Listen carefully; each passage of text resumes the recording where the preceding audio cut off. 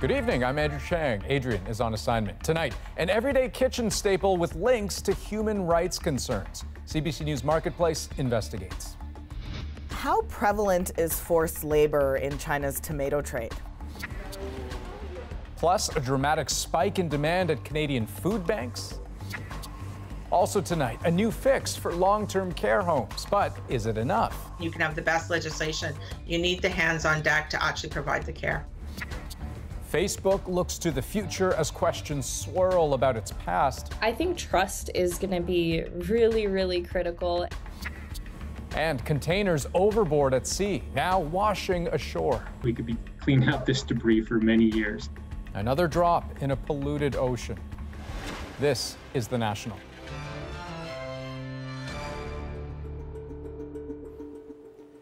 There's already a lot that you're considering as you shop the grocery store aisles, including standard things like price, nutrition, and for some products, country of origin. But what about where those canned staples like tomatoes come from? Our colleagues at Marketplace track the course of that simple food and its sometimes complicated path to your table. Asha Tomlinson now on why it might include human rights abuses. You grab the tomato, Yeah. and just twist. Oh, wow, nice. Chef Nick Liu grows tomatoes in his backyard for his Toronto restaurant. As a consumer, it's really hard to know what you're buying, when it comes to like produce and how the workers are treated. Marketplace has discovered some major tomato products found in Canadian supermarkets are linked to forced labor in China. These state media reports show thousands of Uyghur Muslims and other ethnic groups are working in the tomato region of Xinjiang. Experts say they're working against their will, and those who refuse to work could be sent to internment camps.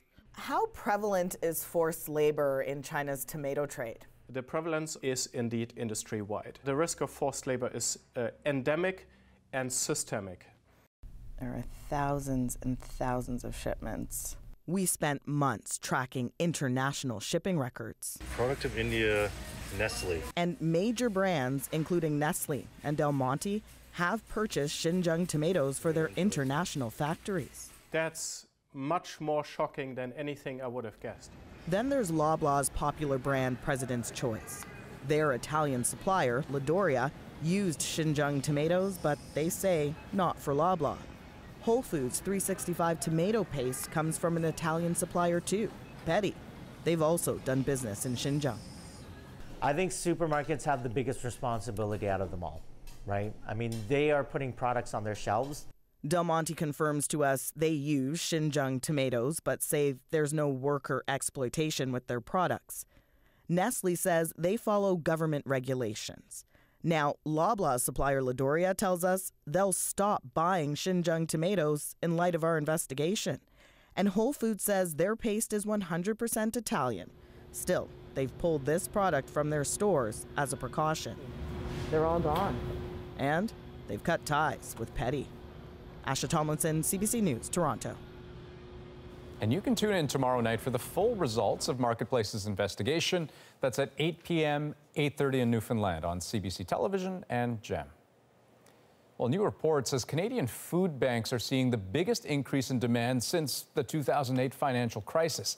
It's happening everywhere, but more than a quarter of those food banks in large cities have seen their use more than double. The top reason people point to, the price of food. And as Katie Nicholson shows us, demand is only expected to climb. One of the hardest parts of losing her cashier job was having to go to a food bank. I was a bit shy at first. Something Tina Lambert-Whalen had to break to her daughter. I did explain the best way I can is, sometimes we need help and it's okay to ask for help. A new report shows a 20% increase in visits to food banks since 2019. The data comes from a survey snapshot of food bank usage across Canada in March. And it works out to more than 1.3 million visits that month alone.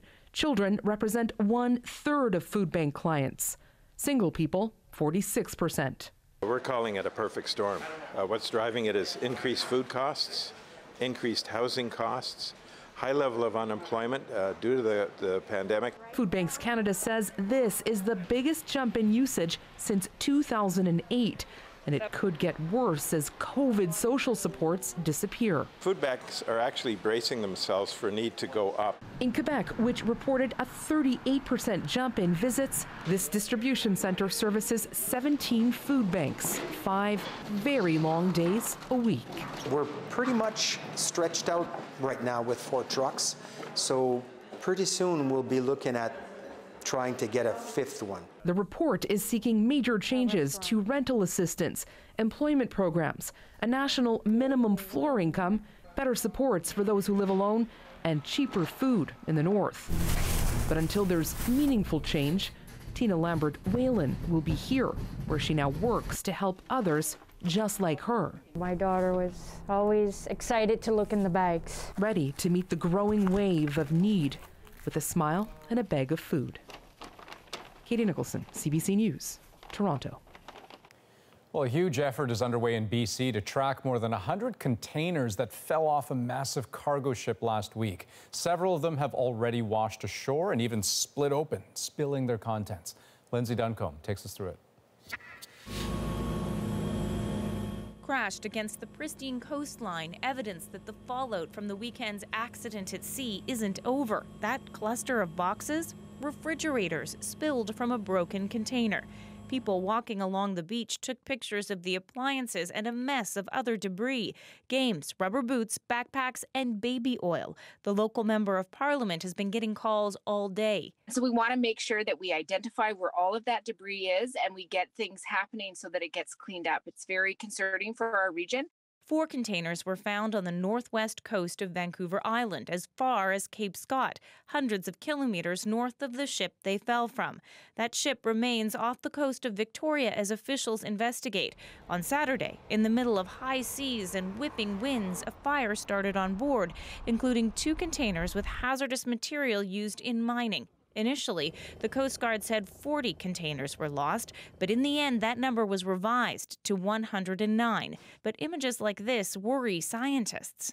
Shoreline ecosystems are often much more vulnerable than those that are out in the open ocean because chemical contaminants can end up concentrated, and because we're in places where we see life that really doesn't exist anywhere else on the planet.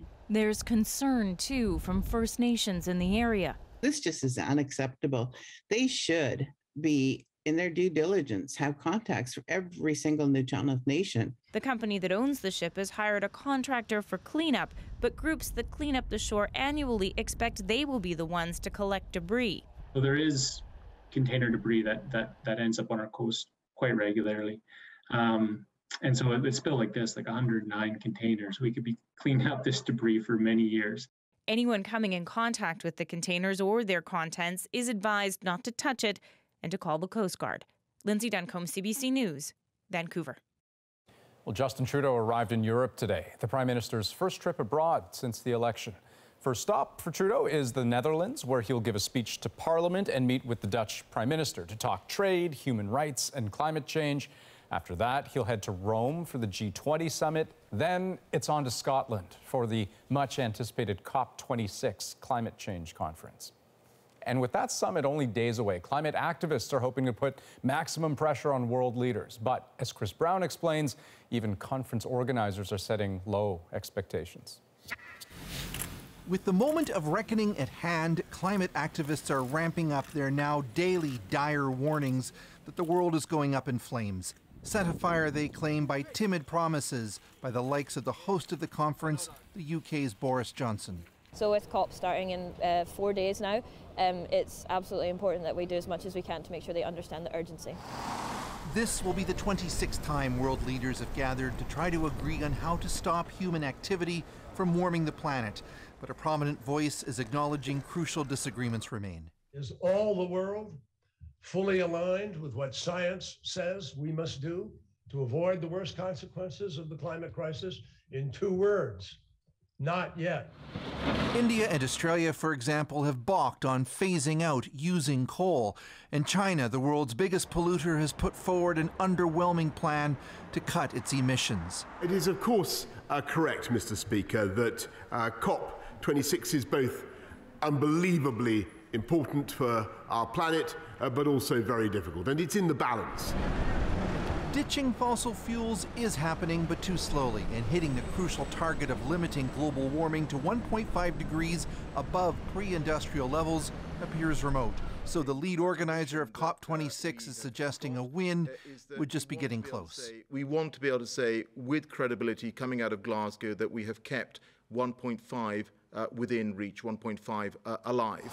Still, there may be some surprises, especially once national delegations gather and feel the pressure to deliver, says Alex Scott, who advises the UK government on climate issues. The real eureka moment that we're chasing is for a consensus agreement on acting faster in the 2020s. And what? Right now.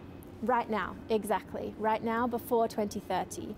That could mean agreement on issues such as green energy or preserving natural spaces, not the essential deals needed, but maybe still enough to claim COP26 as a success. Chris Brown, CBC News, London. British Columbia's Premier John Horgan will be undergoing a biopsy surgery tomorrow on a growth in his throat. It's the extraordinary efforts of our public health care system that gives me complete confidence that all will be well for me. But out of an abundance of caution, I've signed an order to appoint Minister Mike Farnworth as Deputy Premier in the event that I need him to assist me with my duties. Horgan says he's been in and out of the hospital over the past few weeks after noticing a lump in his neck. Tests then confirmed a benign growth. Horgan has previously been diagnosed with bladder cancer in 2008, but was declared cancer-free after surgery and treatment. Well, the pandemic devastated long-term care homes across Canada. Today, the Ontario government responded with new legislation. Now, David Common and his team exposed how that same government weakened the inspection process before COVID-19 hit. Tonight, he looks at the new bill and why advocates say it falls well short. Nearly 4,000 residents have died of COVID in Ontario care homes, and an inquiry slammed the province for failures during the pandemic and before it as well. Now, less than a year before an election, the Ford government says it's taking corrective action. I rise today to introduce the Providing More Care. The legislation will increase direct care to residents to an average of 4 hours a day by 2025. Hire more provincial inspectors and increase fines for homes that break the rules. Groups representing Ontario's mostly for-profit homes welcomed the changes. Advocates, though, see it differently. It's basically the same legislation as we had before. Jane Meadis says the biggest challenge facing the sector is a lack of staff, high turnover, and relatively low pay. You can't do anything else in the legislation unless you have the right amount of care for the people. You can train, you can have the best legislation. You need the hands on deck to actually provide the care. Homes have failed before and been caught by inspectors but faced no consequence. A CBC News investigation found that in the 4 years leading up to the pandemic, 85% of homes broke serious rules repeatedly. Virtually none was ever penalized, not before COVID, not during. Where are the charges for all the homes over the last year and a half that very clearly failed to protect their residents? Where are those charges? The new inspectors won't be able to charge homes criminally either. Only some will even have investigative skills. We've seen in past hidden camera investigations how inspectors have been frustrated by how little power they've had. I don't have time to check them for an hour. It took decades to get to the situation we're in. It is going to take time to get us out, but we want to move as quickly as possible on the sake of our residents. Okay, so David, hiring more inspectors, but is there going to be a difference in how they'll be inspecting? Well, yes, indeed, because now, once again, they're going to be proactive. Now, CBC News was the first to report that this government got rid of proactive inspections, even though they were up to 5 times more likely to find violations when the inspectors went in. Instead, they moved over to a reactive system, which means that they would only go in basically after a problem had occurred. When we flagged this in our reporting, the previous Minister of Long-Term Care called all of that a red herring. Well, today, the new Minister of Long-Term Care put those proactive inspections back into place. All right, David Common, thank you very much. Well, outdoor events in Ontario will once again be able to be held with full capacity. The provincial government says COVID-19 capacity limits have now been lifted for events like parades and upcoming Remembrance Day ceremonies. People will still have to wear a mask, though, if physical distancing isn't possible. The Northwest Territories has become the first jurisdiction in Canada to offer a COVID-19 booster to all adults over the age of 18. It's now available to any resident who received their second dose at least 6 months ago. Earlier this week, BC said it would offer boosters to everyone in the province by May of next year. Well, current and former players are rallying to support Kyle Beach after he revealed himself to be the John Doe victim in the Chicago Blackhawks sexual abuse scandal. And tonight, his former coach, Joel Quenneville, resigned from his current coaching job with a different NHL team. Cameron McIntosh has the latest. Now a pro hockey player in Germany, Kyle Beach says he's overwhelmed by support. Tweeting today, he hopes his story promotes communication that will facilitate change. Former player Georges Laraque says he believes Beach would be treated differently today. He was getting homophobic slur in the dressing room when he told people about this problem. And 10 years later, now people want accountability. Beach was on Chicago's backup roster in 2010. He complained he was sexually harassed by video coach Brad Aldrich as the team prepared for the 2010 Stanley Cup final, which it won. To avoid distraction, management put off his complaints in violation of the team's own policies. And it's destroyed me from the inside out. This week, Chicago's general manager quit. The team's CEO apologized. After a meeting with the NHL, former Hawks coach Joel Quenneville is no longer coaching in Florida, while former assistant general manager Kevin Cheveldayoff, now with Winnipeg, has a meeting with the NHL tomorrow. The league, meanwhile, is pointing to new reporting protocols adopted last year, including a dedicated phone number. We have a 1-800 number. Well, there's lots of 1-800 numbers out. 23 years ago, Sheldon Kennedy brought the issue of abuse in hockey to light. Problem was, and remains, he says, willingness to listen. It happens with leadership. You don't make that change in policies and procedures. Win a Stanley Cup, don't offend my boss, keep my job. Coach assault victim and lawyer Greg Gilhooly says the key is getting past team-first mentalities. Respect for the team and respect for the sport is not the most conducive environment for respect of the individual. Laraque says the NHL is changing along with society. We're in a different era today. If that's so, this may not be the NHL's last scandal, but many hope it's the last to stay quiet. Cameron McIntosh, CBC News, Winnipeg. An update tonight on former fashion mogul and accused sexual predator Peter Nygard. CBC News has learned he's been transferred from Winnipeg to Toronto to face more charges. Those involve 6 counts of sexual assault and 3 of forcible confinement. The incidents are alleged to have occurred between 1987 and 2006. Nygard also faces multiple sex trafficking charges in the United States. Police in Winnipeg have arrested a man that they say appears linked to a string of violent crimes. This is just the tip of the iceberg.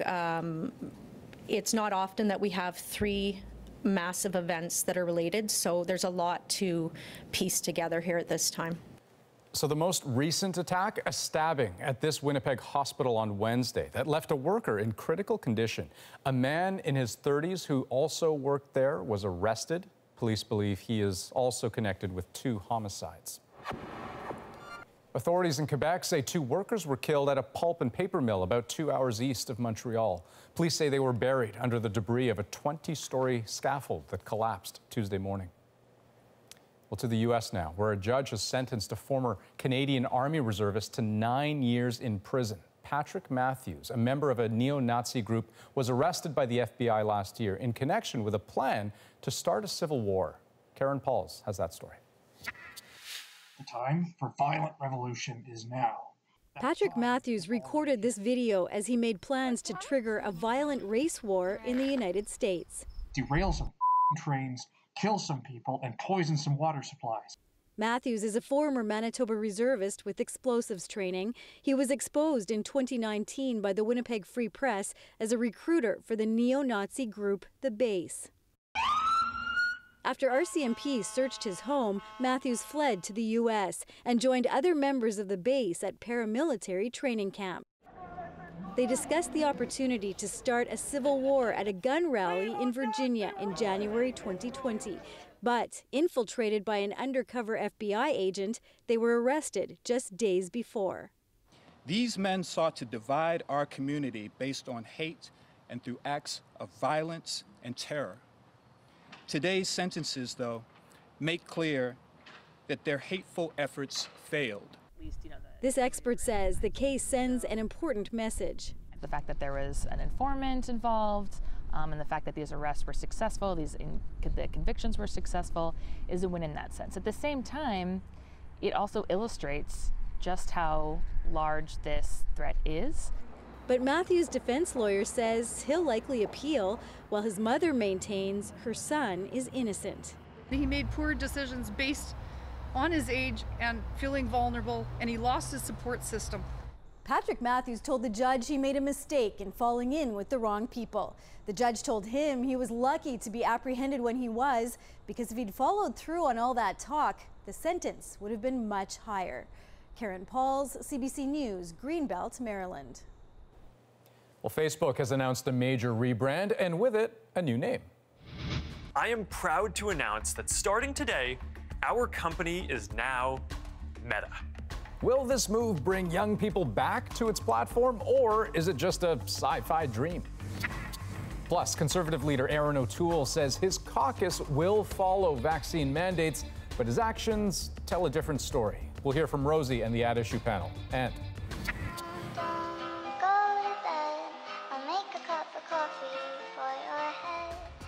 a phone that connects people to those loved and lost. The first time I picked up the phone to talk to my brother was very uncomfortable and awkward. We are back in 2.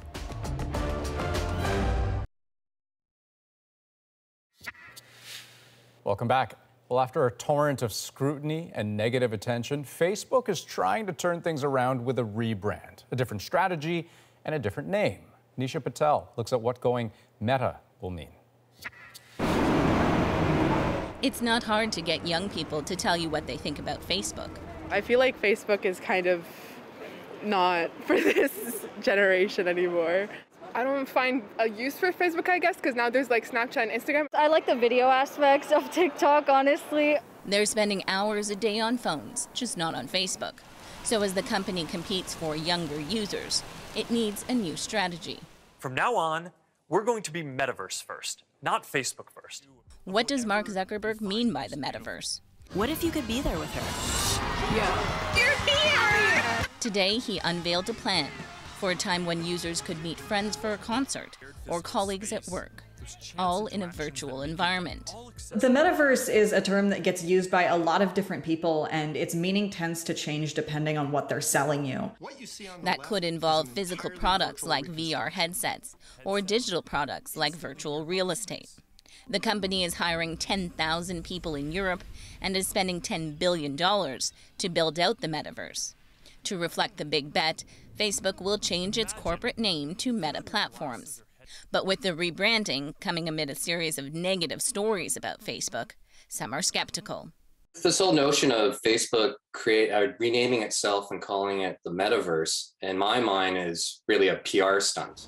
And then there are still pressing questions about big tech and its role. I think trust is going to be really, really critical. And the thing is also raising awareness so that people understand how and why they should trust you. Are you coming?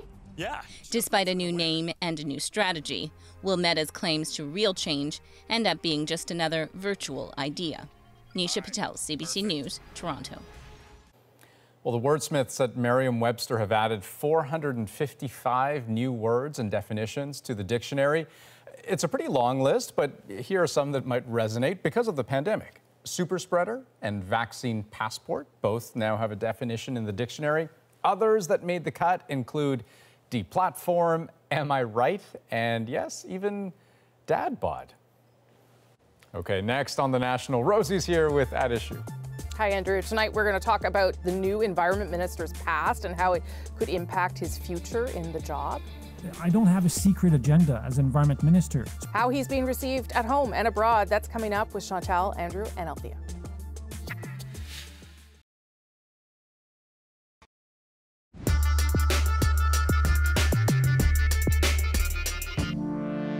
Canada's new environment minister isn't getting a warm welcome everywhere in the country. His own personal background and track record on these issues suggests somebody who is more of an absolutist than a pragmatist. Stephen Guilbeaut is facing questions about his activist past and the message his appointment sends. I don't have a secret agenda as environment minister. So I'm willing to sit down and work with anyone in the country who wants to fight, to work with us to fight against climate change. That work will start on the world stage with the UN's climate change conference kicking off next week. So how will the minister be received abroad, and what does his reception at home tell us about the way forward? It's Thursday, and I'm here with At Issue for the second time this week. Chantal Hébert, Andrew Coyne, and Althea Raj. Good to see everybody. Althea, I'll start with you today. So let's start with some of the questions that the minister has faced since his appointment earlier this week, saying in that clip, "I've got no secret agenda."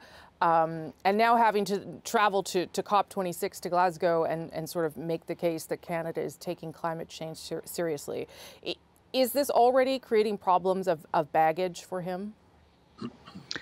I don't think so. I think the government anticipated the response that Mr. Guilbeaut's appointment was going to have, and that they actually kind of welcome the compare and contrast, if you will. They're fine with the Conservatives getting into knots with their disagreement over Mr. Guilbeaut getting that position. They know that they've scored big points in Quebec, especially with his appointment as Environment Minister. The other thing is he has no secret agenda because the government has been very transparent. Even Jonathan Wilkinson on Monday, when he was still Environment Minister, was talking about no more incremental change. The government recognizes that they need to go much further and much faster. And that is the mandate, even though we don't have the mandate letters yet, that Mr. Guilbeaut has been given. So on the one hand, yes, it's true, the Conservatives and some in the more center-right media, if you will, like the coverage and the pictures of Mr. Guilbeaut when he had scaled the CN Tower, he has moved on from that. And if anything, we can say that yes, he's an environmentalist, but he's also a practical environmentalist. Yeah, those are the pictures that we showed there of him in an orange jumpsuit after doing that. Chantal, will the fact that he has this vast experience, this is his 20th COP, incredibly, will that help in any way Canada get past some of the criticisms that we still deal with from other countries about our own emissions? Of course it will. It's hard to imagine anyone representing Canada there that has more connections to that world. And there will be some there who will think that Canada must have changed to appoint him as Environment Minister. Now, to go back to Althea's point, in Quebec, Stephen Guilbeaut is not known as a radical environmentalist or an extremist. He's known as a half-full glass kind of guy rather than the half-empty version of environmentalism. If anything, in environmental groups, even as they're happy about this appointment, often lamented is willingness to talk to people who are not necessarily part of the group, the sect, the club. So, and then bottom line, and notwithstanding Jason Kenney's reaction, I think it's clear that the Conservatives have paid a higher price for not taking climate change seriously than the NDP, the Bloc, and the Liberals for doing the opposite. Jonathan Wilkinson's also going to COP26, as is, we just found out today, Chrystia Freeland. I wonder if, there's also a hope, Andrew, that the balance of Stephen Guilbeaut and Jonathan Wilkinson will reassure some people. That may be a hope. I'm not sure it's one that's likely to be realized. I certainly agree, harping on somebody's radical past when they've chosen themselves to go into politics, signaling, therefore, that they want to work with people rather than simply yelling from the sidelines. I think that's vastly overdone. He's likely to be more pragmatic than he's been painted at. But at the same time, there's no doubt this sends a signal. And the signal is the government is putting the pedal to the metal, if I can use an outdated phrase. They are not going to be deterred by reaction in Quebec, in Alberta, I should say, and that's a Freudian slip. It's hard to imagine a federal government appointing someone who was as toxic to opinion in Quebec as Mr. Guilbeaut is in Alberta, but they've only got 2 seats in Alberta, and they don't much care, and 0 seats in Saskatchewan. It's a strange time, though. It's an interesting time to be having COP26, to be having these appointments, because there's a bit of a crisis going on in the energy sector. Oil's now at $80, headed towards $100. There are shortages emerging. around the world, and public opinion, which has been pretty strong in support of this until now. It'll be interesting to see if we get into a real energy crunch, whether that's sustainable. So this is a very nervy choice in a time, I think, of some uncertainty on that file. Is the point, though, to show, Althea, to show that the government has ambition, whether it can meet the targets, as Andrew's suggesting, or not, but just to demonstrate that they are willing to, as you said before, go quickly on this?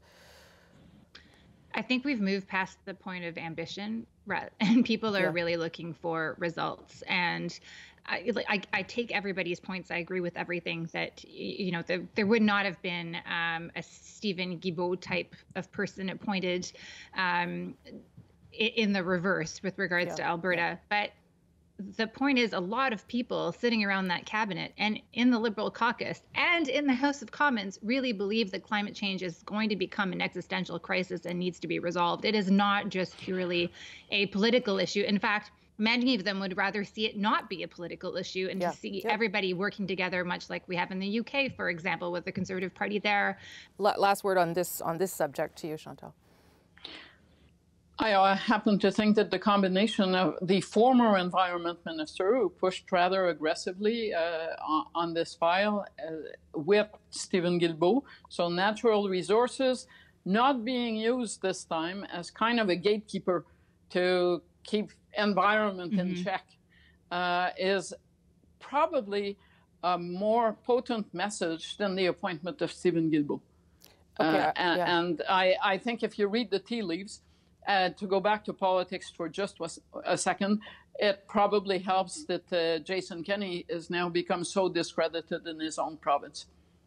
Okay, Andrew, I'll give you 20 seconds just to weigh in on that too. Well, yes, to take up that point, the balanced path that the Liberals were taking until now is a little less balanced. They've tilted pretty decidedly in one direction. I think that will help them in the eternal Liberal project of trying to tamp down NDP opposition. This will make it harder for the NDP to say, "Oh, you built a pipeline," when you've got basically they're giving both barrels on this. Okay, we're going to take a quick break, but we're going to have another round of At Issue after this. We're going to talk about what the return of Parliament is going to look like for Conservative MPs. All of our members in the House of Commons will be vaccinated. So where this leaves the unvaccinated members and how the party deals with this issue, that's coming up.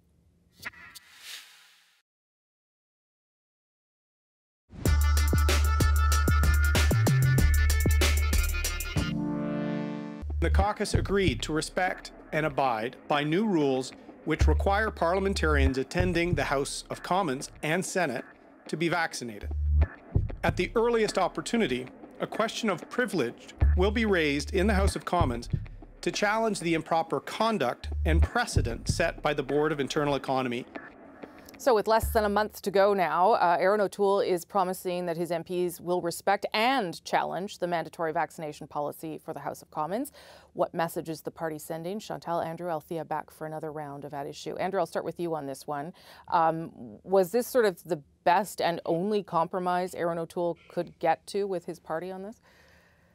Well, yeah, I mean, he's got a section of his party that frankly is out to lunch on this subject.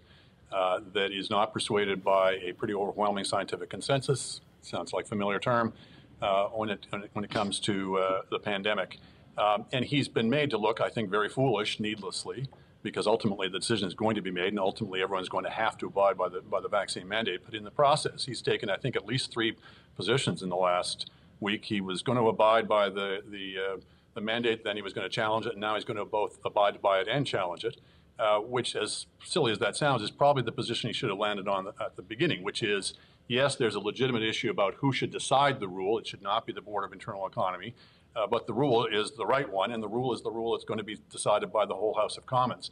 And of course, as you may have suggested off the top, he's also left open this question of, well, anybody who attends the House of Commons is going to have to be vaccinated. It leaves open the question of, are some of them going to stay home? Which, given the Tory position, which is that we're not going to, we don't favor allowing hybrid sittings anymore leaves open the possibility that some of them will just be basically goofing off. Yeah, I mean, it sounds like the people who aren't vaccinated, who I understand are not like double digits at this stage, we're talking a handful of people, will just stay home until this gets dealt with in some other way.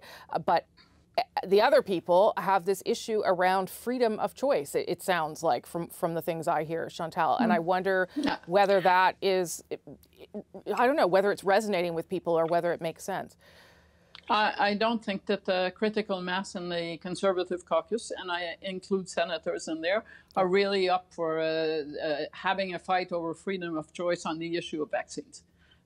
Be it only because they themselves have some staff that have health issues, that do not really want to be spending their days with freedom of choices. And I think that was the message this week to those who will not be vaccinated.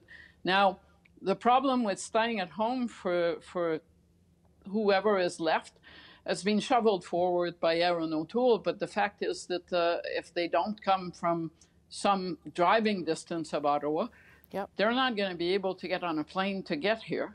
Right. And if they are in Ottawa and have driven, they're not going to be able to go into a restaurant to get food. Yeah. So it's a pretty dire life, freedom of choice being what it is. But I think that battle, the Conservatives walked away from it this week. Yeah, I mean, that is the point of vaccine mandates, is that you tighten the restrictions on people until they break down and say, well, I'm going to get it. Althea, how are you reading how this might play out, or how Mr. O'Toole handled it this week? One, I'd like to say that at least the Conservative caucus is meeting, because the Liberals still have not had a caucus meeting since the election. So at least the Tories are meeting. No, many of them are not happy about it. Mr. O'Toole doesn't seem to have learned the lessons of the election campaign. Like, yet again, this is like the same thing that we saw with conscience rights, that we saw with gun control. Yeah. It took him too long to land to this position. He needed to find a middle ground. In the end, this probably pleases nobody. It does, however, raise an interesting question about the MPs, some of whom are double vaccinated, but have shown not support for, but concern about, and have chosen to vocalize the fears of some of their constituents who are anti-vaxxers, or people who kind of suggest that they're not vaccinated, but we don't really know. Like, I think of Leslyn Lewis, the former leadership challenger. Will she show up in the House? Will she choose to sit at home? And perhaps it will mute the voices of his loudest critics. So there may be some benefit to this position. I guess we'll see on November 22nd. I mean, yeah, but I think the first test of that, this isn't over by any measure, is will Mr. O'Toole be appointing people who will not reveal their vaccine status or who are not vaccinated to his shadow cabinet? How could he? Because that's the next question. Which is and we shouldn't overlook the potential for mischief here as a sort of a proxy way of tormenting the leader because you have doubts about his leadership. You can using this as the issue with which to cause him low-grade trouble or high-grade trouble over time. I wouldn't put it past people. Okay, I got to leave it there for this week. But you guys have done double duty all week, and I thank you for coming back. And I'll see you next week. Thanks. Okay, Rosie, and what are you working on for this Sunday's Rosemary Barton Live? Well, the Prime Minister is at the G20 and then on to COP26 to talk climate change. We're going to talk to the Secretary General of the OECD about that digital tax that is expected to come up at the G20 and, of course, the approach to climate change. So lots happening this weekend, and we will be there on Sunday. Excellent. Thanks, Rosie. Thanks. Meantime, next on The National, a climate miscalculation. We have very serious concerns with the portrayal of the forest sector and the logging industry as being low carbon or carbon neutral. Why some say logging isn't as clean as Canada makes it out to be. That story next. I'm Angela Starrett in for Jamie Poisson. Tomorrow on CBC's daily news podcast, Front Burner. Jean Chrétien says he never heard about abuse in residential schools when he was Minister of Indian Affairs. Evidence suggests otherwise.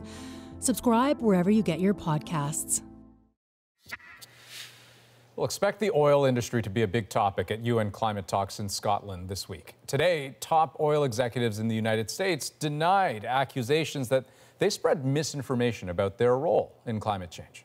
Any suggestion that Chevron is engaged in an effort to spread disinformation and mislead the public on these complex issues is simply wrong. Our views on policies and its implications have been guided by our understanding of the science. Congressional Democrats accused them of spreading false information about fossil fuels' impact on climate change over a period of decades. For their part, Republicans dismissed the hearing as political theater. Now, in this country, a new report is taking a critical look at emissions in forestry. It suggests they could be up to 18 times higher than officially reported, and that Canada may not fully understand the role trees play in fighting climate change. Inayat Singh explains the findings.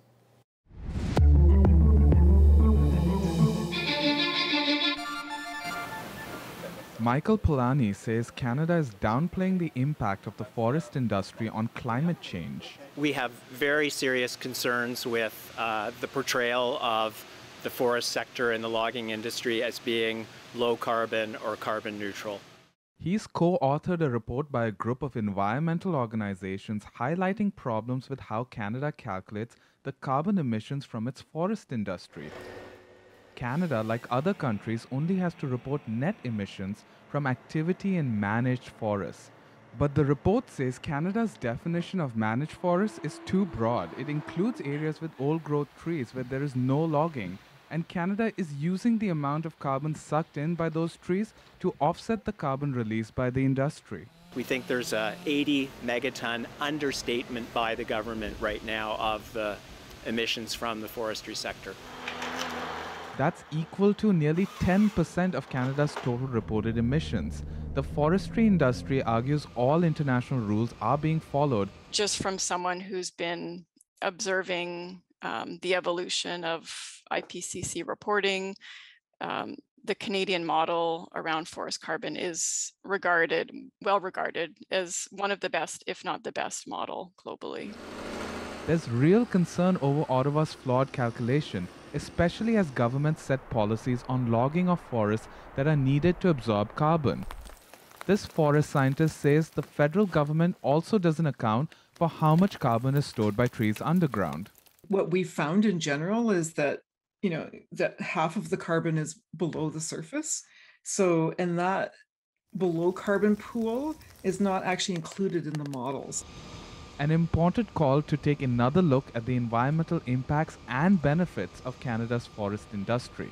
Inayat Singh, CBC News, Toronto. Well, next, an unconnected rotary phone is helping people mourn lost loved ones. I can really come here with joy and connect with my brother in a really positive way. The touching impact of BC's Phone of the Wind. It's our moment.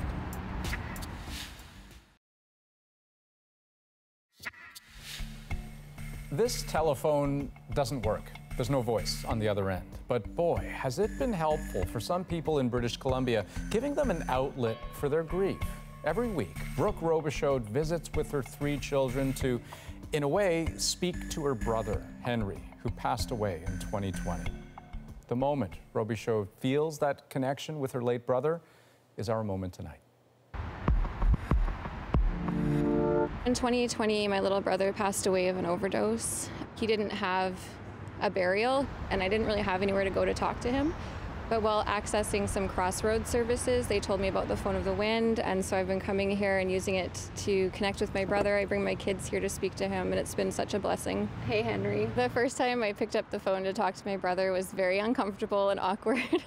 But handing the phone to my daughter and just seeing her smile and saying, "Hi, Uncle Henry," and connecting with him and getting to keep his memory alive, I honestly was in tears. I think the biggest thing I'd like to tell people is that you don't have to grieve alone.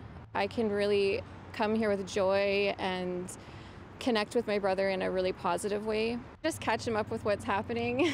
And it's such a cool idea. I've put it on my TikTok and my Instagram, and so many people have reached out just saying, "I wish this was in my city, I wish this was in my country." I found it's been the most healing part of my journey is being able to actually talk about it. It is such a beautiful gesture and a beautiful initiative. This is set up by the Crossroads Hospice Society out there. It's not a brand new idea. It's something that's existed, in various forms in many different parts of the world, notably in Japan, where thousands of people have visited these sorts of phone booths. And a really nice detail about this particular one, that wood frame that you saw, recycled from a memorial bench. That's The National for this October 28th. Hope you have a great night.